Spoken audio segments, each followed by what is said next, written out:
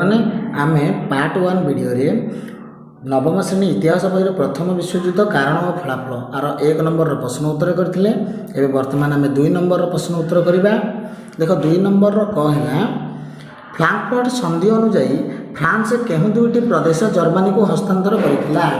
ଆର ଉତ୍ତର ହେଲା ଫ୍ରାଙ୍କଫର୍ଟ ସନ୍ଧି ଅନୁଯାୟୀ ଫ୍ରାନ୍ସ ତାର ଦୁଇଟି ପ୍ରଦେଶ ଯଥା ଆଲସେସ୍ ଓ ଲରେନ୍ ଜର୍ମାନୀକୁ ହସ୍ତାନ୍ତର କରିଥିଲା। ଖ ନମ୍ବର ପ୍ରଶ୍ନ ହେଲା 1994 ମସିହାରେ କେଉଁ ଦୁଇଟି ଦେଶ ଏକ ସାମରିକ ଚୁକ୍ତି ସ୍ୱାକ୍ଷର କରିଥିଲା। ଆର ଉତ୍ତର ହେଲା 1994 ମସିହାରେ ରୁଷିଆ ଫ୍ରାନ୍ସ ଏକ ସାମରିକ ଚୁକ୍ତି ସ୍ୱାକ୍ଷର କରିଥିଲେ।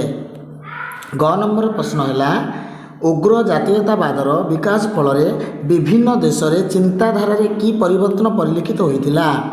ଆର 1 ନମ୍ବର ପଏଣ୍ଟ ହେଲା ଉଗ୍ର ଜାତୀୟତାବାଦର ବିକାଶ ଫଳରେ ଦେଶଗୁଡ଼ିକ କେବଳ ନିଜ ଦେଶକୁ ଭଲ ପାଇଲେ ଏବଂ ନିଜ ଦେଶର ସ୍ୱାର୍ଥ ସାଧନ ପାଇଁ ଚିନ୍ତା କଲେ। 2 ନମ୍ବର ପଏଣ୍ଟ ହେଲା ଫଳରେ ସେମାନଙ୍କ ମଧ୍ୟରେ ପଡ଼ୋଶୀ ଦେଶର ନାଗରିକ ପ୍ରତି ଈର୍ଷା ବିଦ୍ୱେଷ ଓ ପ୍ରତିଦ୍ୱନ୍ଦ୍ୱିତାମୂଳକ ମନୋଭାବ ଜାଗ୍ରତ ହେଲା। ଦେଶର ବୃହତ୍ ରାଷ୍ଟ୍ର ନିଜକୁ ଅନ୍ୟମାନଙ୍କ ଅପେକ୍ଷା ଉତ୍କୃଷ୍ଟ ବୋଲି ମନେ କଲେ।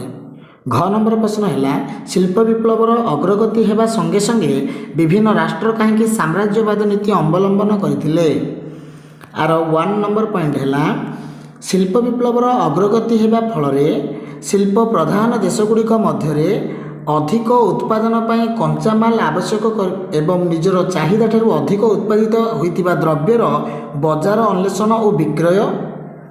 2 ନମ୍ବର ପଏଣ୍ଟ ହେଲା ଏଥିପାଇଁ ଏହି ୟୁରୋପୀୟ ଦେଶଗୁଡ଼ିକ ଏସିଆ ଆଫ୍ରିକା ଭଳି ଉନ୍ନତ ଦେଶଗୁଡ଼ିକରେ ନିଜର ଅର୍ଥନୈତିକ ପ୍ରଭାବ ବିସ୍ତାର ସଙ୍ଗେ ସଙ୍ଗେ ରାଜନୈତିକ ଆଧିପତ୍ୟ ବିସ୍ତାର ଉଦ୍ଦେଶ୍ୟରେ ଉପନିବେଶମାନ ସ୍ଥାପନ ପାଇଁ ଲାଗିପଡ଼ିଲେ। ଏହା ଏକ ନଗ୍ନ ସାମ୍ରାଜ୍ୟବାଦୀ ନୀତିରେ ପରିଣତ ହେଲା। 9 ନମ୍ବର ପ୍ରଶ୍ନ ହେଲା ଜର୍ମାନୀ କାହିଁକି ତୁର୍କ ସହିତ ମିତ୍ରତା ସ୍ଥାପନ ପାଇଁ ଆଗ୍ରହୀ ହୋଇଥିଲା। ଆର ଉତ୍ତର ହେଲା ତୁର୍କର ଆଭ୍ୟନ୍ତରୀଣ ବ୍ୟାପାର ପ୍ରତି ଇଂଲଣ୍ଡର ପ୍ରବଳ ଉଦାସୀନତା ଓ ବିତୃଷ୍ଣାର ସୁଯୋଗ ନେଇ ଜର୍ମାନୀ ତୁର୍କ ସହିତ ମିତ୍ରତା ସ୍ଥାପନ ପାଇଁ ଆଗ୍ରହୀ ହୋଇଥିଲା। 6 ନମ୍ବର ପ୍ରଶ୍ନ ହେଲା ସ୍ପେନ୍ ବ୍ୟତୀତ ସ୍ପେନ୍ ଜର୍ମାନୀ ଇଟାଲୀ କାହିଁକି ମରକ୍କୋର ଅଧିକାର କରିବାକୁ ବ୍ୟଗ୍ର ଥିଲେ। ଆର ଉତ୍ତର ହେଲା ଲୌହ ସମ୍ପଦର ପ୍ରଚୁର୍ଯ୍ୟ ତଥା ଏହାର ଭୌଗୋଳିକ ଅବସ୍ଥିତି କାରଣରୁ ସ୍ପେନ୍ ଜର୍ମାନୀ ଇଟାଲୀ ମରକ୍କୋର ଅଧିକାର କରିବା ପାଇଁ ବ୍ୟଗ୍ର ଥିଲେ।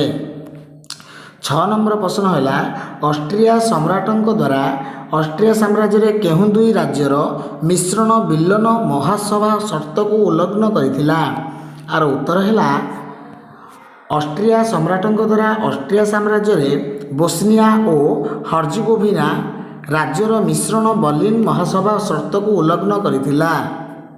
ନମ୍ବରର ପ୍ରଶ୍ନ ହେଲା ପ୍ରଥମ ବିଶ୍ୱଯୁଦ୍ଧ ଫଳରେ କେଉଁ ରାଜବଂଶ ଗୁଡ଼ିକର ଶାସନର ସମାପ୍ତି ଘଟିଥିଲା। ଆର ଉତ୍ତର ହେଲା ପ୍ରଥମ ବିଶ୍ୱଯୁଦ୍ଧ ଫଳରେ ଜର୍ମାନୀ ହୋଏନଜୋଲେନ୍ ଅଷ୍ଟ୍ରିଆ ହାବସବର୍ଗ ଏବଂ ରୁଷିଆର ରୋମାନୋଭ ଭଳି ପୁରାତନ ତଥା ମହାନ ରାଜବଂଶ ଗୁଡ଼ିକର ପତନ ହୋଇଥିଲା।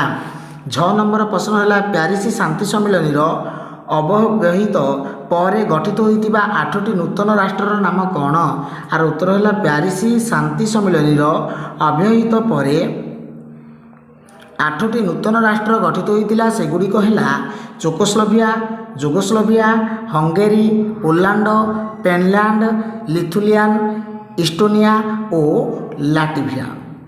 9 ନମ୍ବର ପ୍ରଶ୍ନ ହେଲା ପ୍ରଥମ ବିଶ୍ୱଯୁଦ୍ଧରେ କେଉଁ ଯୁଦ୍ଧ ଉପକରଣ ଗୁଡ଼ିକ ପ୍ରଥମ ଥର ବ୍ୟବହାର କରାଯାଇଥିଲା। ଆର ଉତ୍ତର ହେଲା ପ୍ରଥମ ବିଶ୍ୱଯୁଦ୍ଧରେ ଟ୍ୟାଙ୍କ ବୁଡ଼ାଜାହାଜ ବିଷାକ୍ତ ବାଷ୍ପ ଓ ଆକାଶରୁ ନିକ୍ଷେପ ହେଉଥିଲା ବୋମା ଭଳି ନୂତନ ଓ ଆଧୁନିକ ଅସ୍ତ୍ରଶସ୍ତ୍ର ପ୍ରଥମ ଥର ପାଇଁ ବ୍ୟବହାର କରାଯାଇଥିଲା।